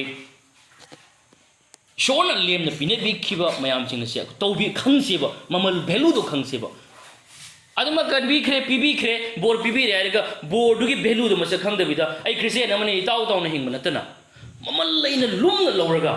अखोइना फंगरोइदबा ताहालगसु फंगरोइदबा पुंसी चुपमा ताहालगसु फंगरोइदबा खुदोनि फंगबम सुतोक तोक्तबा थौजाल बोरनि खुदि पिरि साइबसे मसे खंगनै ममतमदने hallelujah अखोइ अंगप फंगना अखोइगी पुंसी से चौखटकनी महै यानगनी एवरी एरिया खुदिमक अखोइ बोरगी मसक ओइगनी हाइते आमेन अदुना अखोइ मचा मचा एनी हिरम खुदिमक अखोइ थागतचबा ईश्वर तौबिरिबा अखोइगी पुंसीदे ओइरिबा खुदिमक से अखोइ थागतचबा तौबिमल खंगबु उटपा लैबा मतमदा अखोइ से हेन हेन वांखलकने ते हाइबदी अइना हुजिक मुरुना हाइनिंगिसिना अखोइ हिंगिनबा मतमदा अमना अमबु थागतनबा अमना अमबु थांगतनबा सिजु मथौ ताइ ताइ थागतबा सोय त मीजे थागतलगा करि आइनी अइजे हंथरकदबगी मोंगदा मीजे थागतलिंग अइ चौखलकने अइजे काव भाइ ताइ अइना कना अखोइगी स्नाउसिंग सिबु थागतलक मतमदने थागतसनो हाइबनते तसेंगना थागत अखोइगी तौरिबा मयामसिंग से अमगा थागतनबा मतमदने अखोइ हेन हेन वांखलकनी मसिगी पुंसी से लेबा मथौ ताइबा अदुगी मतमुदो अखोइ से केदरकनी हेन वांखलकनी ताइ अदुना मसी अखोइगी मरक्ता जाम उहनजनी बमनी को अखोइ थागत पतमसी हैसी को असी पोसे लेरक्तो मतमदने अखोइ मसिनगी मरक्ता करि हाइनी तौजरीबा तौनरीबा अखोइना तौजरीबा थौगल अदोइदी ईश्वरगी दमक्ता अखोइना ngasi नोमजरीबा सुजरीबा एनी ngasi खुदम ओइना अखोइ ngasi चांग जांग थोंगिसे सि थौगल चोबमने को तौरी सिंग जे अखोइना ngasi थागत पिबम चंगे हाइते अदुना पर्सनल ओइरगसु अखोइ थागत पिबदि मथौ तायबा नत्रगदि हंथरकनी चोक्थरकनी पुनिंग हंथरकनी को अदुदी ngसाइगी अखोइगी मरक्ता को हाइदि तौबिमल खंगनो खंगबो उनरक्तब मतमदने भेलू से पुरा हंतनर कांदने अखोइ पुरा लाइफतबद खुदोंग चाव पीर कांद अखोइ चौखटपगी महुत चौथरकनी अदो चौखटपगी दि सरु यावरो हाइताइबको अदो अदुना अखोइ इचनाउसिंग अखोइ ईश्वरना हेना थांगटपिबा पांबा तारगदि अखोइ अमगा मगा एप्रिशिएट तौबा अमगा मगा मतम अयामदा तौरिबा थबकसिंगसिबु एप्रिशिएट तौरगा इकाइ खुमनरगा नांथोक्सी थैंक यू नंग तौदे जम हरावे पुचा नंग ngasi लाइबसे तवायो अहन ओइर फाव अखोइना थिनबा खोनबा लेतिंग ए खोंग थोंग लाकपंगम लाकपिरिसि लाइसि अखोइ थाजबसिंग पुनबा चर्च के इंपोर्टेंस अखोइ अमत ओइना ईश्वर खुरमिनबगी मसीगी अहन ओइरसु लाइसे मसी तसेंग आई तमजनिंगाई नि नंगु आम थागली हाइबसे अखोइ हाइगदमनेबा थागनिंगाई दि मरम जांग खैते अखोइना थागदिंगदबई वा खक्तनि हाइते अदुना थागत के आइदि लोइन थागत पे जाय हाइताइबको अदुना अखोइ जेमिनसी अखोइ प्रभु यीशु ख्रिस्टना अखोइगी तल मंगा अमदि nga अनिना मिलिसिंग मंगा हेन पिजख्रिमेबो को अदुगी वारी दो खोइना खंगे जस्ट ईश्वर दा थागत चरकांदा मी दुक जांख्रबा मिलिसिंग मंगा आइदो अंगांग नुपी थाबा नतेबो अंगांग नुपी थारी मिलिसिंग 30 gi मथक्तनेबो अदुगी मिलिसिंग मंगादो जस्ट कनागुंबा मी अमगी मियोय अमगी चानबा नोमगी सरुक अमनि हाइताइबा तल मंगा ngaनि अदुगी दुना मिलिसिंग मंगा हेनबा अदो ngसाइ पिजेखि हाइताइबा आमेन असुगी मतिगी अंगकपा फंगबा अदुगी थबकतो अखोइ प्रभु यीशु ख्रिस्ट तौखिबदो अखोइना उ फंगेबो अदुना सिगैसिगा करि आइनि अखोइना उबा फंबसे ngसाइगी जिसुना मिलिसिंग मंगादगी मिलिसिंग मंगादो मयाम पिजखरे हाइबा अदो अखोइना उ फंगेबको अदुबु मेन पॉइंट थवाय सेंगमना ngasi मेन पॉइंट ऑफ बसे कइनो अखोइ जेंगमिनसिबा जॉन चैप्टर 6 verse 22 23 दको जॉन चैप्टर 6 verse 22 23 दको एमतमदा मथंगी नुमिता पाट अदुगी वांगमदा लेपलंबा मियाम अदुना सेबोक सिंगना तोंखिबा ही अदु नतना अतोप ही लेबो उखिदे अदुगा जीसुना महाके सेबोक सिंगा ही अदुदा चनमिना खिदे अदुबो महाके सेबोक सिंग त चटकी हाइबा खंखी अदुबु यंगो सिगनी अदुबु इबुंगोना थागच्चरगा मखोइना तल चाखिबा मफम अदुगी मनाक्ता तिबेरियादगी ही खरा लाक्लमहे मी लिसिंग मा से उहंद्रे थवाय सेंगना मेन पॉइंट तौरिबा उहनबसे इबुंगोना थागच्चरगा हाय मखोइना तल चाके थागच्चबा ईश्वरदा थैंक्सफुल ओइबा थैंक्स गिविंग असि ईश्वरदा वर्शिप तौबसे मसी सिगी मतमदा सिसी ओइना पॉइंट तौबा हाइताइबा जाम थोकपदो नथबा हाइताइबा पुनमक लाक्तोइसे मसीनेबा अखोइगी पुनसिदा अदुना ngasi aina haijening mududi अखोइगी पुनसिदा करेनी ईश्वरना पामसे ngasi जीसु ख्रिस्टना हजिकता केना तौखिबगुमना मयामदुदा फोकस तौबगी तलदुदा मयामदुदा मी लिसिंग मंगा दुदा फोकस तौबी मुहुत्ता ईश्वरदा खुरुंबा ईश्वरदा थागतपदा ओइना थवाय सेंबगी थ्रुदगी स्क्रिप्चर सिदा फाजना आदि पॉइंट तौबदा अखोइना उ फंगेबो अदुना थागतपा से कयागी मतिक मरु ओइ हैबसे थागतपा मतमदा अखोइगी एवरी एरिया दा चौखटपा वाता पादबा मरांग काइबदो सेंसिलकने हैबसे मसिदगी अखोइ उ फंगेबो आमेन अदुना हाइबदी थागतचबा पुंसिसे सेंगना ईश्वरना पामे थाइबो निजेबदगी थागतचबा मतमदना हेना नंग बोर फंगबा हेंगनेबो को अदुना थागतचबा हाइबा पुंसिसे अखोइ ईश्वरना ख्वाइदगी पामजबा पुंसि मनि ख्वाइदगी पामजबसे थागतचरगा हिंगबसिनि ꯑꯗꯨꯅ ꯏꯆꯤꯟꯅꯥꯎꯁꯤꯡ ꯑꯩꯈꯣꯏ ꯊꯥꯒꯠꯁꯤ ꯄ꯭ꯔꯚꯨꯅ ꯇꯧꯕꯤꯈꯤꯕ ꯊꯕꯛꯁꯤꯡ ꯑꯗꯣ ꯑꯩꯈꯣꯏ ꯅꯨꯃꯤꯠ ꯅꯨꯡꯇꯤ ꯈꯨꯗꯤꯡ ꯃꯥꯅ ꯄꯣꯠꯂꯨꯝ ꯄꯨꯕꯤꯔꯤ ꯅꯨꯃꯤꯠ ꯅꯨꯡꯇꯤ ꯈꯨꯗꯤꯡ ꯑꯩꯈꯣꯏ ꯑꯋꯥ ꯑꯅꯥ ꯊꯣꯡꯒꯠꯄꯤꯔꯤ ꯑꯩꯈꯣꯏꯒꯤ ꯗꯔꯀꯥꯔ ꯂꯩꯕꯁꯤꯡ ꯄ꯭ꯔꯣꯚꯥꯏꯗ ꯇꯧꯕꯤꯔꯤ ꯑꯩꯈꯣꯏꯒꯤ ꯑꯋꯥꯠ ꯑꯄꯥꯁꯤꯡ ꯄꯤꯕꯤꯔꯤꯕ ꯃꯌꯥꯝꯁꯤꯡꯁꯤꯒ ꯃꯤꯐꯝ ꯊꯝꯁꯤ ꯂꯩꯔꯤꯕꯁꯤꯗ ꯃꯤꯐꯝ ꯊꯝꯁꯤ ꯑꯃꯁꯨꯡ ꯊꯥꯖꯁꯤ ꯑꯩꯈꯣꯏꯒꯤ ꯄꯨꯟꯁꯤꯗ ꯃꯥꯅ ꯑꯁꯨꯛꯀꯤ ꯃꯇꯤꯛ ꯐꯕ ꯄ꯭ꯂꯥꯟ ꯇꯧꯔꯤ ꯑꯩꯈꯣꯏꯒꯤ ꯗꯔꯀꯥꯔ ꯂꯩꯕꯗꯒꯤ ꯍꯦꯟꯗꯣꯛ ꯊꯣꯏꯗꯣꯛꯅ ꯄꯤꯕꯤꯒꯅꯤ ꯍꯥꯏꯕꯁꯤ ꯑꯩꯈꯣꯏ ꯊꯥꯖꯁꯤ ꯑꯅꯥꯕ ꯂꯥꯛꯑꯁꯨ ꯑꯩꯈꯣꯏ ꯁꯥꯎꯕ ꯈꯣꯠꯄ ꯅꯨꯡꯉꯥꯏꯇꯕ ꯃꯨꯔꯨꯝ ꯁꯣꯟꯕꯒꯤ ꯃꯍꯨꯠꯇ ꯑꯩ ꯌꯦꯁꯨꯒꯤ ꯃꯄꯥꯟꯗꯒꯤ ꯍꯛꯆꯥꯡ ꯐꯕ ꯅꯥꯗ ꯌꯦꯛꯇꯕ ꯑꯅꯥꯕꯅ ꯆꯪꯕ ꯉꯝꯗꯕ ꯃꯤꯁꯛꯅꯦ ꯍꯥꯏꯗꯣ ꯑꯩꯈꯣꯏ ꯂꯥꯎꯊꯣꯛꯁꯤ ꯊꯥꯖꯕꯒ ꯂꯣꯏꯅꯅ ꯑꯃꯦꯟ ꯃꯁꯤꯒꯨꯝꯅ ꯍꯤꯡꯕ ꯊꯥꯖꯕꯗ ꯍꯤꯡꯕꯁꯦ ꯌꯤꯁꯨꯅ ꯄꯥꯝꯃꯦ ꯍꯥꯏꯇꯥꯏꯕ ꯑꯗꯨꯅ ꯌꯤꯁꯨꯗ ꯇꯜ ꯃꯉꯥ ꯉꯥ ꯑꯅꯤ ꯄꯤꯔꯛꯄ ꯃꯇꯝꯗ ꯌꯤꯁꯨꯅ ꯍꯩ ꯁꯤꯅꯗꯤ ꯌꯥꯔꯣꯏ ꯍꯥꯏꯅ ꯁꯥꯎꯕ ꯂꯩꯇꯦꯕ ꯑꯗꯨꯕꯨ ꯁꯔꯒꯗꯒꯤ ꯈꯨꯗꯤꯡꯃꯛ ꯇꯧꯕ ꯉꯝꯃꯤ ꯊꯥꯒꯠꯆꯕ ꯃꯇꯝꯗ ꯁꯔꯒꯗꯒꯤ ꯄꯨꯝꯅꯃꯛ ꯇꯧꯕ ꯉꯝꯃꯦ ꯍꯥꯏꯁꯦ ꯃꯥ ꯊꯥꯖꯩꯌꯦꯕ ꯀꯣ ꯑꯗꯣ ꯃꯥꯁꯨ ꯃꯦꯟꯗꯨꯗꯤ ꯃꯥ ꯇꯜꯗꯨꯒ ꯗꯤꯄꯦꯟ ꯇꯧꯗꯦ ꯏꯁꯣꯔꯕꯨ ꯊꯥꯒꯠꯆꯕꯁꯦ ꯑꯁꯤ ꯃꯥꯒꯤ ꯀꯩꯅꯣꯁꯦ ꯑꯩꯈꯣꯏꯅ ꯐꯖꯅ ꯎꯕ ꯐꯪꯉꯦꯕꯀꯣ ꯑꯗꯨꯅ ꯊꯥꯒꯠꯆꯕ ꯃꯇꯝꯗ ꯄꯨꯝꯅꯃꯛ ꯑꯣꯏꯊꯣꯛꯄ ꯉꯝꯃꯤ ꯍꯥꯏꯕꯁꯦ ꯃꯁꯤꯗꯒꯤꯁꯨ ꯑꯩꯈꯣꯏ ꯑꯁꯨꯛꯀꯤ ꯃꯇꯤꯛ ꯇꯝꯖꯅꯤꯡꯉꯥꯏꯅꯤ ꯑꯁꯨꯛꯀꯤ ꯃꯇꯤꯛ ꯑꯩꯈꯣꯏ ꯉꯁꯤ ꯊꯥꯒꯠꯆꯅ ꯍꯤꯡꯕ ꯃꯇꯝꯗ ꯑꯩꯈꯣꯏꯗ ꯑꯉꯛꯄ ꯐꯪꯕ ꯑꯩꯈꯣꯏ ꯆꯥꯎꯈꯠꯄ ꯍꯥꯟꯅ ꯁꯨꯡꯎꯔꯝꯗꯕ ꯄꯨꯟꯁꯤꯗꯣ ꯎꯕ ꯍꯧꯔꯛꯀꯅꯤ ꯍꯥꯏꯕꯁꯤꯅꯤ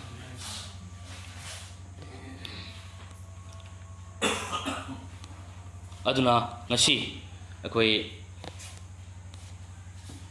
ꯑꯩꯈꯣꯏꯒꯤ ꯄꯨꯟꯁꯤꯗ ꯀꯔꯤ ꯗꯔꯀꯥꯔ ꯂꯩ ꯀꯔꯤ ꯃꯊꯧ ꯇꯥꯏ ꯅꯪ ꯑꯩꯒꯤ ꯄꯨꯟꯁꯤꯗ ꯀꯔꯤ ꯃꯊꯧ ꯇꯥꯏ ꯍꯥꯏꯕꯗꯣ ꯑꯦꯅꯤ ꯆꯦꯂꯦꯟꯖꯤꯡ ꯑꯣꯏꯕ ꯐꯤꯕꯝ ꯁꯤꯆꯨꯋꯦꯁꯟ ꯂꯥꯛꯄ ꯊꯦꯡꯅꯕ ꯇꯥꯔꯒꯁꯨ ꯁꯦꯜ ꯊꯨꯝꯒꯤ ꯃꯇꯥꯡ ꯑꯣꯏꯕ ꯇꯥꯔꯒꯁꯨ ꯑꯩꯈꯣꯏ ꯀꯝꯄ꯭ꯂꯦꯟ ꯇꯧꯕ ꯅꯠꯇꯅ ꯑꯩꯈꯣꯏ ꯏꯁꯣꯔꯕꯨ ꯊꯥꯒꯠꯆꯔꯁꯤ ꯀꯣ ꯑꯩꯈꯣꯏ ꯃꯆꯥ ꯄꯤꯇ꯭ꯔꯨꯗꯒꯤ ꯑꯉꯛꯄ ꯐꯪꯕ ꯃꯤ 10,000 ꯍꯦꯟꯅ ꯄꯤꯖꯈꯤꯕꯒꯨꯝꯅ ꯀꯣ ꯑꯩꯈꯣꯏ ꯊꯥꯒꯠꯆꯕꯁꯦ ꯀꯔꯤꯁꯨ ꯅꯠꯇꯅ ꯂꯧꯔꯤꯁꯤ ꯃꯆꯥ ꯐꯥꯎꯕ ꯊꯥꯒꯠꯁꯤ ꯀꯣ ꯈꯤꯇꯪ ꯑꯩꯗꯤ ꯀꯔꯣꯔꯄꯇꯤ ꯑꯣꯏꯔꯀꯥꯟꯗ ꯊꯥꯒꯠꯀꯅꯤ ꯀꯣ ꯑꯗꯨ ꯅꯠꯇꯕꯀꯣ ꯏꯁꯣꯔꯅ ꯑꯩ ꯃꯆꯥ ꯑꯃ ꯐꯨꯔꯤꯠ ꯑꯃ ꯄꯤꯕꯒꯤꯗꯃꯛꯁꯨ ꯑꯩꯈꯣꯏ ꯊꯥꯒꯠꯁꯤꯌꯨ amen ngasi ai lambi lakpa matamda khudam oina ngasi gari thau yaudragadi ngamodra thau jau lehen mangambagi gari thauraga lakpa ngambagi gari bi damak thau halan bi damak thagat chere bese asumaina sigi akhoi hiram akhoi machadagi akhoi thagat pase asi kari sunatan lorisi machadagi akhoi thagati machadagi ni talmanga nga ani dagi ni asugi matik yam thokrisi hallelujah hallelujah hallelujah uji aroiba point tawraga akhoi loisangani aduna koi tamina si aduna akhoi gi punsi da yam thokpa khakta natana chawkhatpa khakta natana mahi yanba khakta natana ngasi aikoi na ngasi thagat chabagi punsi hingma matam dane tawbimal khangmagi punsi hingma matam da karam jaga da aikoi chawkhatpa lai haiba matam da aikoi gi mind mental puning wakhal asida su chawkhatpa lai ko puning wakhal chawkhatpa haibadi aikoi da wakhal da ingthaba shanti leitaba adudi amuram da haigana akhoi gi pressure wangba adudi blood pressure wangba mayam ma akhoi gi punsi da leina aidi tangdu leita da ba adi wakhal je shanti leitaba mayam sigi punamak se pura ingthaba na thangani thagat chabagi punsi hingma matam da ne ko akhoi tumba phawba apen maga loina akhoi tumba phangani haite shanti da amen hallelujah hallelujah aduna ado saina pai bi nateba ishorna hairiba ahan ba Thessalonians chapter 5 verse 18 da kai matam da maram khuding makta thagachau maram ni masi Christ Jesus da nakhoi gi jamak ishor gi aning mani hallelujah ishor gi aning mani aikoi na ngasi thagacharaga thing bai ba se amen hallelujah adu any bibam any problem any samasya lako isanu murum son natna ishor bu thagachasiba madugi bibam duga aikoi thagachasiba aduna maram di kariya jigido maram khuding makta ishor bu thagachawai maram khuding makta problem tholagu matam su aikoi ishor bu problem dugi damak thagachai natabako problem thoku matam su aibu ngasi nang ngasi section na thambiri aibu nang bor bibiri nang ngakpiri shenbiri haibase sumaina ngasi ishor na tobiri ba kaino se thagachasiba magi protection sigi dam thagachasiba amen amen hallelujah hallelujah aduna madumaina thagacharaga hingma matam dane ꯌꯦꯡꯉꯨꯀꯣ ꯍꯥꯏꯗꯤ ꯀꯌꯥꯒꯤ ꯃꯇꯤꯛ ꯑꯩꯈꯣꯏꯒꯤꯗꯃꯛꯇ ꯀꯌꯥꯒꯤ ꯃꯇꯤꯛ ꯇꯣꯡꯖꯕꯅꯣ ꯍꯥꯏꯕꯁꯦ ꯑꯩ ꯍꯥꯏꯖꯅꯤꯡꯉꯤ ꯀꯌꯥꯒꯤ ꯃꯇꯤꯛ ꯇꯣꯡꯖꯩ ꯃꯇꯝꯗ ꯃꯤ ꯈꯔꯗꯤ ꯄ꯭ꯔꯣꯕ꯭ꯂꯦꯝ ꯂꯥꯛꯄ ꯃꯇꯝꯗ ꯊꯥꯒꯠꯄ ꯉꯝꯗꯦꯕ ꯀꯃꯥꯏꯅ ꯊꯥꯒꯠꯇꯣꯏꯅꯣ ꯍꯥꯏꯅ ꯍꯥꯏꯗꯤ ꯄ꯭ꯔꯣꯕ꯭ꯂꯦꯝꯗꯨꯗ ꯑꯣꯏꯅ ꯃꯤꯐꯝ ꯊꯝꯃꯀꯥꯟꯗ ꯊꯥꯒꯠꯄ ꯉꯝꯗꯕ ꯍꯥꯏꯇꯥꯔꯦꯕ ꯑꯗꯨꯕꯨ ꯏꯁꯣꯔꯅꯗꯤ ꯃꯔꯝ ꯈꯨꯗꯤꯡꯃꯛꯇ ꯊꯥꯒꯠꯆꯧ ꯍꯥꯏ ꯆꯥꯅꯔꯤꯕ꯭ꯔꯥ ꯌꯦꯡꯉꯨꯗꯨꯗꯤ ꯄ꯭ꯔꯣꯕ꯭ꯂꯦꯝ ꯂꯥꯛꯄꯗ ꯊꯥꯒꯠꯄꯒ ꯂꯣꯏ ꯀꯥꯎꯈ꯭ꯔꯦꯕ ꯀꯩꯗꯧꯅꯤ ꯀꯝꯄ꯭ꯂꯦꯟ ꯂꯥꯛꯑꯦ ꯄ꯭ꯔꯣꯕ꯭ꯂꯦꯝ ꯑꯃ ꯊꯣꯛꯂꯛꯄꯗ ꯀꯝꯄ꯭ꯂꯦꯟꯅ ꯋꯥꯏ ꯆꯥꯏꯕ ꯍꯥꯏꯇꯥꯔꯦꯕ ꯂꯥꯏ ꯐꯠꯇꯕꯗ ꯄꯨꯔꯥ ꯊꯣꯡ ꯍꯥꯡꯗꯣꯛꯄ ꯂꯥꯏ ꯐꯠꯇꯕꯅ ꯉꯝꯍꯟꯕ ꯍꯥꯏꯇꯥꯔꯦꯕ ꯑꯗꯨꯅ ꯑꯩꯈꯣꯏꯗꯤ ꯉꯁꯤ ꯈꯪꯗꯣꯏꯁꯦ ꯄ꯭ꯔꯣꯕ꯭ꯂꯦꯝꯅ ꯀꯣꯏꯁꯤꯜꯂꯛꯄ ꯃꯇꯝꯗꯅꯦ ꯑꯩꯈꯣꯏ ꯀꯔꯤ ꯑꯣꯏꯅꯤ ꯄ꯭ꯔꯣꯕ꯭ꯂꯦꯝꯁꯦ ꯑꯩꯈꯣꯏ ꯀꯔꯤ ꯑꯣꯏꯅ ꯎꯅꯤ ꯍꯥꯏꯕ ꯃꯇꯝꯗꯅꯦ ꯑꯩꯈꯣꯏꯒꯤ ꯄ꯭ꯔꯣꯃꯤꯁ ꯂꯦꯟ ꯇꯥꯅ ꯉꯁꯤ ꯑꯩꯈꯣꯏ ꯏꯖꯔꯦꯜ ꯃꯆꯥꯁꯤꯡꯗꯨ ꯆꯤꯡꯉꯛꯄ ꯃꯇꯝꯗ ꯀꯦꯂꯦꯕꯅ ꯀꯔꯤ ꯍꯥꯏꯅ ꯎꯒꯦ ꯍꯥꯏꯕ ꯃꯇꯝꯗ ꯑꯗꯨꯒꯨꯝꯂꯕ ꯖꯥꯏꯟ ꯑꯗꯨꯒꯨꯝꯂꯕ ꯍꯤꯡꯁꯥ ꯌꯥꯗꯝꯂꯕꯒꯨꯝꯁꯤꯡ ꯄꯥꯡꯒꯜ ꯀꯜꯂꯕꯁꯤꯡ ꯑꯗꯣ ꯀꯔꯤ ꯇꯟꯒꯨꯝꯅ ꯎꯏ ꯍꯥꯏꯔꯤꯕ ꯁꯥꯊꯤꯈ꯭ꯔꯕ ꯃꯌꯥꯝꯁꯤꯡ ꯑꯗꯣ ꯇꯟꯒꯨꯝꯅ ꯆꯤꯟꯖꯥꯛꯒꯨꯝꯅ ꯎꯏ ꯍꯥꯏꯇꯥꯔꯦ ꯀꯤꯕꯒꯤ ꯃꯍꯨꯠꯇ ꯑꯗꯨ ꯀꯤꯕꯁꯤꯡꯗꯨꯗꯤ ꯄ꯭ꯔꯣꯃꯤꯁ ꯂꯦꯟꯗ ꯆꯪꯕ ꯐꯪꯈꯤꯗꯦ ꯑꯁꯤ ꯑꯅꯥ ꯊꯣꯛꯈꯤꯕ ꯂꯣꯏꯅꯀꯣ ꯑꯗꯨꯕꯨ ꯀꯦꯂꯦꯕꯇꯤ ꯆꯪꯈꯤꯕ ꯃꯈꯣꯏꯗꯤꯀꯣ ꯑꯗꯨꯅ ꯀꯦꯂꯦꯕꯅ ꯑꯗꯨꯒꯨꯝꯂꯕ ꯄ꯭ꯔꯣꯃꯤꯁ ꯂꯦꯟꯗ ꯂꯩꯔꯝꯕ ꯆꯥꯎ ꯁꯥꯡꯈ꯭ꯔꯕ ꯋꯥꯡꯈ꯭ꯔꯕ ꯀꯟꯈ꯭ꯔꯕ ꯄꯥꯡꯒꯜ ꯀꯟꯈ꯭ꯔꯕ ꯍꯤꯡꯆꯥꯕꯒꯨꯝꯂꯕ ꯃꯤꯁꯤꯡꯗꯨꯕꯨ ꯇꯜꯒꯨꯝꯅ ꯎꯏ ꯍꯥꯏ ꯑꯃꯦꯟ ꯍꯥꯂꯦꯂꯨꯌꯥ ꯑꯁꯤ ꯑꯩꯈꯣꯏ ꯃꯁꯤꯡ ꯊꯤꯕ ꯅꯝꯕꯔꯁ 14ꯒꯤ ꯚꯔꯁ 9ꯗ ꯅꯝꯕꯔꯁ 14ꯒꯤ ꯚꯔꯁ 9ꯗ ꯑꯩꯈꯣꯏ ꯄꯥꯔꯤ ꯈꯪꯒꯅꯤ ꯑꯩ ꯄꯥꯖꯔꯛꯀꯦ ꯁꯨꯃꯥꯏꯅ ꯍꯥꯏ ꯅꯈꯣꯏꯅ ꯖꯦꯍꯣꯚꯥꯒꯤ ꯃꯥꯌꯣꯛꯇꯗꯤ ꯍꯧꯒꯅꯨ ꯑꯃꯁꯨꯡ ꯂꯩꯕꯥꯛ ꯑꯗꯨꯒꯤ ꯃꯤꯁꯤꯡꯕꯨꯁꯨ ꯀꯤꯒꯅꯨ ꯃꯔꯝꯗꯤ ꯃꯈꯣꯏ ꯑꯩꯈꯣꯏꯒꯤ ꯇꯜꯅꯤ ꯍꯥꯏ ꯑꯃꯦꯟ ꯍꯥꯂꯦꯂꯨꯌꯥ ꯍꯥꯂꯦꯂꯨꯌꯥ ꯍꯥꯂꯦꯂꯨꯌꯥ ꯑꯗꯨꯅ ꯉꯁꯤ ꯑꯩꯈꯣꯏꯁꯦ ꯄ꯭ꯔꯣꯕ꯭ꯂꯦꯝꯁꯦ ꯑꯩꯈꯣꯏ ꯀꯃꯥꯏꯅ ꯎꯒꯗꯒꯦ ꯍꯥꯏꯕꯁꯤꯅꯦ ꯇꯜ ꯑꯣꯏꯅ ꯎꯒꯗ꯭ꯔꯥ ꯅꯠꯇ꯭ꯔꯒ ꯀꯩ ꯑꯣꯏꯅ ꯎꯒꯗꯒꯦ ꯄ꯭ꯔꯣꯕ꯭ꯂꯦꯝꯁꯦ ꯌꯥꯝ ꯁꯥꯊꯤꯕ ꯑꯣꯏꯅ ꯎꯒꯗ꯭ꯔꯥ ꯇꯜ ꯑꯣꯏꯅ ꯎꯒꯗ꯭ꯔꯥ ꯍꯥꯏꯁꯦ ꯃꯁꯤꯅꯤ ꯑꯩꯈꯣꯏꯅ ꯉꯁꯤ ꯈꯟꯐꯝ ꯊꯣꯛꯄ ꯂꯧꯒꯗꯕ ꯗꯤꯁꯤꯖꯟꯁꯦ ꯄ꯭ꯔꯣꯕ꯭ꯂꯦꯝ ꯑꯃ ꯂꯥꯛꯄꯗ ꯑꯩꯈꯣꯏ ꯃꯇꯧ ꯑꯗꯨꯒꯨꯝꯅꯉꯁꯤ ꯑꯩꯈꯣꯏꯁꯦ ꯇꯜꯒꯨꯝꯅ ꯂꯧꯁꯤ ꯃꯔꯝꯗꯤ ꯇꯜꯅ ꯀꯩ ꯄꯤ ꯑꯩꯈꯣꯏꯗ ꯄꯥꯡꯒꯜ ꯁꯛꯇꯤ ꯄꯤꯌꯦꯕ ꯑꯃꯦꯟ ꯄ꯭ꯔꯣꯕ꯭ꯂꯦꯝ ꯂꯥꯛꯄ ꯃꯇꯝꯗ ꯄ꯭ꯔꯣꯕ꯭ꯂꯦꯝꯗꯨꯅ ꯃꯔꯝ ꯑꯣꯏꯔꯒ ꯑꯩꯈꯣꯏꯁꯦ ꯄꯥꯡꯒꯜ ꯀꯟꯈꯠꯍꯟꯗꯣꯏꯅꯤ ꯁꯛꯇꯤ ꯂꯩꯍꯟꯗꯣꯏꯅꯤ ꯍꯥꯏꯕꯁꯦ ꯇꯜꯒꯨꯝꯅ ꯈꯟꯗꯣꯛꯄ ꯇꯝꯃꯣꯕ ꯑꯃꯦꯟ ꯑꯩꯈꯣꯏ ꯇꯝꯁꯦꯕ ꯄ꯭ꯔꯣꯕ꯭ꯂꯦꯝꯗꯣ ꯑꯩꯈꯣꯏꯒꯤ ꯄꯥꯡꯒꯜꯅꯦꯅ ꯈꯟꯁꯦꯕ ꯑꯃꯦꯟ ꯍꯥꯂꯦꯂꯨꯌꯥ ꯑꯁꯤꯒꯨꯝꯅ ꯏꯁꯣꯔꯅ ꯑꯩꯈꯣꯏꯁꯤ ꯎꯕ ꯄꯥꯝꯃꯤ ꯄ꯭ꯔꯣꯕ꯭ꯂꯦꯝ ꯊꯣꯛꯂꯛꯄ ꯃꯇꯝꯗ ꯑꯁ ꯍꯥꯏꯅꯀꯣ ꯌꯥꯝ ꯍꯥꯎꯔꯅꯤ ꯍꯥꯏꯅꯀꯣ ꯍꯥꯏꯕꯒꯤ ꯇꯥꯏꯞꯇꯀꯣ ꯃꯁꯤꯒꯤ ꯑꯗꯨꯅ ꯌꯥꯝꯅ ꯀꯩ ꯍꯥꯏꯅꯤ ꯑꯩ ꯄꯨꯔꯥ ꯍꯔꯥꯎꯕ ꯅꯨꯡꯉꯥꯏꯕꯒꯁꯦ ꯄꯨꯡꯃꯥꯡ ꯃꯥꯡꯕ ꯃꯈꯩ ꯄ꯭ꯔꯣꯕ꯭ꯂꯦꯝ ꯑꯃ ꯂꯥꯛꯄ ꯃꯇꯝꯗ ꯀꯣꯛ ꯁꯥꯗꯅ ꯍꯨꯃꯥꯡ ꯇꯥꯉꯩ ꯉꯥꯡꯅ ꯁꯛꯅꯕ ꯊꯦꯝꯅꯕ ꯌꯥꯗꯕꯀꯣ ꯑꯗꯨꯒꯤ ꯄꯣꯠꯇꯣ ꯉꯁꯤꯗꯒꯤꯗꯤ ꯑꯩꯈꯣꯏ ꯈꯪꯃꯤꯟꯅꯔꯁꯤ ꯀꯣ ꯃꯗꯣ ꯂꯥꯏ ꯐꯠꯇꯕꯅ ꯊꯕꯛ ꯇꯧꯕ ꯍꯧꯔꯕꯅꯦ ꯍꯥꯏꯇꯥꯔꯦ ꯈꯨꯗꯣꯡꯆꯥꯕ ꯄꯤꯔꯕꯅꯦ ꯑꯃꯦꯟ ꯑꯗꯨꯅ ꯑꯩꯈꯣꯏ ꯊꯥꯒꯠꯆꯕꯁꯦ ꯀꯔꯝꯕ ꯃꯇꯝꯗ ꯊꯥꯒꯠꯆꯒꯦ ꯄ꯭ꯔꯣꯕ꯭ꯂꯦꯝ ꯁꯃꯁ꯭ꯌꯥꯅ ꯊꯜꯂ ꯐꯥꯎꯕꯗ ꯑꯩꯈꯣꯏ ꯊꯥꯒꯠꯆꯕꯁꯦ ꯑꯩꯈꯣꯏ ꯃꯊꯧ ꯇꯥꯏ ꯃꯗꯨꯒꯤ ꯃꯇꯝꯗꯅꯤ ꯑꯩꯈꯣꯏ ꯃꯥꯏ ꯄꯥꯛꯇꯣꯔꯤꯁꯦ ꯃꯁꯤ ꯏꯁꯣꯔꯅ ꯄꯤꯕ ꯁꯣꯅꯤ ꯍꯥꯏꯇꯥꯔꯦ ꯑꯩꯈꯣꯏꯗ ꯀꯣ ꯉꯁꯤ ꯑꯩꯈꯣꯏꯗ ꯁꯣ ꯑꯃ ꯄꯤꯔꯤ ꯍꯔꯥꯎꯖꯧ ꯃꯇꯝ ꯈꯨꯗꯤꯡꯃꯛꯇ ꯍꯥꯏꯔꯤꯕ ꯏꯁꯣꯔꯕꯨ ꯊꯥꯒꯠꯆꯧ ꯍꯥꯏꯔꯤꯕ ꯊꯥꯒꯠꯆꯕꯒꯤ ꯄꯨꯟꯁꯤꯁꯦ ꯄ꯭ꯔꯣꯕ꯭ꯂꯦꯝ ꯊꯣꯛꯂꯛ ꯐꯥꯎꯕ ꯑꯩꯈꯣꯏꯅ ꯊꯥꯒꯠꯆꯕ ꯉꯝꯕ ꯍꯥꯏꯕꯁꯦ ꯃꯁꯤꯅꯤ ꯑꯩꯈꯣꯏꯗ ꯇꯣꯞꯄ ꯊꯥꯖꯕꯁꯤꯡꯗ ꯄꯤꯕꯁꯦ ꯆꯦ ꯇꯥꯏꯕꯪ ꯄꯥꯝꯕꯩ ꯀꯅꯥꯝꯅ ꯈꯪꯕ ꯅꯠꯇꯦ ꯍꯥꯂꯦꯂꯨꯌꯥ ꯍꯥꯂꯦꯂꯨꯌꯥ ꯑꯗꯨꯅ ꯑꯩꯈꯣꯏ ꯍꯦꯕꯤꯠ ꯑꯣꯏꯁꯤ ꯊꯥꯒꯠꯆꯕꯒꯤ ꯄꯨꯟꯁꯤꯁꯦ ꯍꯦꯕꯤꯠ ꯑꯣꯏꯁꯤ ꯑꯗꯨꯅ ꯑꯩꯈꯣই ꯊꯥꯒꯠꯆꯕꯒꯤ ꯄꯨꯟꯁꯤ ꯍꯤꯡꯕ ꯃꯇꯝꯗ ꯑꯩꯈꯣꯏꯒꯤ ꯄꯨꯟꯁꯤꯒꯤ ꯑꯀꯣꯏꯕꯗꯅꯦ ꯑꯐꯕꯁꯤꯡꯅ ꯊꯟꯒꯅꯦꯕ ꯑꯐꯕ ꯅꯨꯃꯤꯠꯁꯤꯡꯅ ꯊꯟꯒꯅꯤ ꯏꯆꯤꯟꯅꯥꯎꯁꯤꯡ ꯑꯃꯦꯟ ꯑꯐꯕ ꯅꯨꯃꯤꯠꯁꯤꯡꯅ ꯑꯩꯈꯣꯏꯒꯤ ꯄꯨꯟꯁꯤꯗ ꯀꯣꯏꯁꯟꯒꯅꯤ ꯑꯗꯨꯅ ꯊꯥꯒꯠꯆꯕ ꯃꯇꯝꯗꯅꯦ ꯑꯩꯈꯣꯏ ꯁꯔꯒꯒꯤ ꯏꯄꯥꯗꯨ ꯈꯛ ꯄꯦꯜꯍꯟꯕ ꯈꯛꯇ ꯅꯠꯇꯅ ꯑꯩꯈꯣꯏꯒꯤ ꯄꯨꯟꯁꯤꯗ ꯑꯩꯈꯣꯏꯒꯤ ꯄꯨꯛꯅꯤꯡ ꯋꯥꯈꯜ ꯀꯣ ꯍꯛꯆꯥꯡ ꯍꯤꯔꯝ ꯈꯨꯗꯤꯡꯃꯛꯇ ꯆꯥꯎꯈꯠꯄꯗꯣ ꯑꯩꯈꯣꯏ ꯐꯪꯒꯅꯦꯕ ꯑꯃꯦꯟ ꯑꯗꯨꯅ ꯏꯆꯤꯟꯅꯥꯎꯁꯤꯡ ꯑꯔꯣꯏꯕꯗ ꯑꯩꯅ ꯍꯥꯏꯖꯅꯤꯡꯕꯗꯨꯗꯤ ꯀꯝꯄ꯭ꯂꯦꯟ ꯇꯧꯔꯤꯉꯩ ꯃꯨꯔꯨꯝ ꯁꯣꯔꯤꯉꯩ ꯑꯩꯈꯣꯏ ꯁꯨꯡꯆꯥꯎ ꯆꯥꯎꯈꯠꯄ ꯉꯝꯃꯣꯏ ꯃꯐꯝꯗꯒꯤ ꯍꯦꯟꯕ ꯉꯝꯃꯔꯣꯏ ꯀꯩꯗꯧꯅꯨꯡꯗ ꯑꯩꯈꯣꯏ ꯄꯦꯟꯊꯣꯛꯄ ꯉꯝꯗꯕ ꯄꯨꯟꯁꯤ ꯃꯄꯨꯡ ꯐꯥꯗꯕ ꯍꯔꯥꯎꯕ ꯁꯨꯡꯂꯩ ꯂꯩꯇꯕ ꯑꯁꯥ ꯁꯨꯡꯂꯩ ꯂꯩꯇꯕ ꯄꯨꯟꯁꯤꯁꯦ ꯚꯥꯞ ꯃꯦꯟ ꯆꯥꯗꯕ ꯄꯨꯟꯁꯤ mahau mare sung thok tok tak punsi ma adum len gani akoi na complain tawrini adu aikoi na madubu complain gi mahutta ngasi aikoi na prabhuna tawbikhiba prabhuna pibiri basi dai aikoi na mifam thamaga prabhu gi aphabadu dai aikoi na mifam thamaga leiba thajabat thamduna aikoi na leiba taragadi aikoi gi every macha every jaga khudimakta aikoi gi every leiramba ko chokhat bangam da bai area khudimak any kari ai ni apik pa jaga khudimak business direct na business macha ko achobo business am olakani haitai amen nga manga duga talani giduna milising taragi mathak pije khibugumna ngasi aikoi gi punsi da ngasi aikoi macha dagi aikoi thagat pa haiba punsi hingba matamda asuki mate kishori borna aikoi gi punsi da multiply to rakanda akoi ishona apen ba punsi bibiri bese masi enjoy to bangam ngani haibse amen adna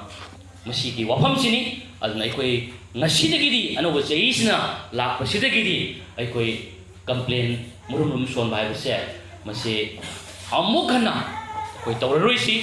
adugi mahutta ko adugi mahutta aikoi ishorbu aikoi thagachasi problem samasya kya lakpa taragasu aikoi kelebna problem mayam hingsa ye tamba adugum laba promise nda leiba adugum lo miyoi sing adubu talgum no khibugumna aikoi problem singi marakta su aikoi problem sing dubu talloina usi amen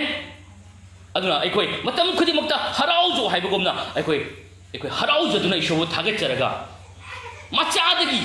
hauraga aikoi adugumna aikoi tobimal khangba punsi hingminasi haiba ofum sei aijani baduni koi ishori khumna chanjaminasi thagachari prabhu nangbo hainingai litina thagachari ngasi nahaki achumba ibungo nangna khwaidagi pamba nangna khwaidagi pengadaba punsi adudi tobimal khangba ullaga nangbo thagacharaga nangna tobikhiba singa sibu khangjaduna mamal piduna aikoi ne hingjaw punsi sini hallelujah prabhu ngasi di prabhu complain to maning na ngangba aikoi masigi thabak se ibungo masi lai phatabada thong hangdokpani haibse koi ngasi khange prabhu masigi lai phatabana aikoi manghan takali aikoi gi punsida amang ata ibung manung da mang takpa ibung manung sinadaba ibung manung da akai toi thoglai base ibungo aikoi na murum lum sonba aikoi na complain to badagi prabhu masi aikoi gi punsidagi ngasi lai phatabana aikoi da ai papiramba jaga khudimak ngasi dagi di amukhana aikoi da palwa aikoi madugum laba sing adugi mathakta panba ngambagi shakti nangi thaujal pine bi damak thagachari prabhu hallelujah thagachabagi punsi do ngasi aikoi numin nungti khuding pongja khuding madu aikoi hainabi oma oina aikoi madu hingmana bagi damakta aikoi da ngasi nangi wahai singsina thauna habi bagi damak thagachari prabhu hallelujah aikoi madugumna aikoi haraujaduna numin nungti khuding pongja khuding nangi wahai na haibugumna haraujo matam leiba khibikta haibugumna haraujaduna maramdi masi nangmaki aningmani hallelujah prabhu nangi aningba magni masima aduna nangi aningba aikoi tawjo matamda aikoi penjaba punsido madu aikoi hingjage prabhu madu da aikoi ngasidagi aikoi disanda loinana aikoi khong thamjaba haujage prabhu hallelujah thagachari prabhu goi khuding mang na hangna ngasi bor pina bibigi damak thagachari prabhu lai phatabagi amamba jaga amamba aikoi da mamhallaga hinanamba punsido ngasidagi ishorgi mangal do chenthare na lauthokli ishorgi mangal duma ngasi aikoi punsida adugum laba isingi chogumna chenchalle na lauthokli aikoi hallelujah thagachari prabhu ngasi prabhu aikoi amamna khudum chanma ngamroi daba adugum laba mahayyan naduna leiraba punsido adugum laba asukimatik mahayyan bada onthokpibagi damak thagachari hallelujah thagachari prabhu aikoi namon mifam thamjari nangi tawbikhiba thabak ibungo nangna tawbiriba numit khuding tawbiriba nangna loibikhiba thabak nangna pibiriba khudol singase masida aikoi mifam thamjuduna prabhu aikoi nangbo thagachari haijaba thagachaba khudima jisu christ gi mingani amen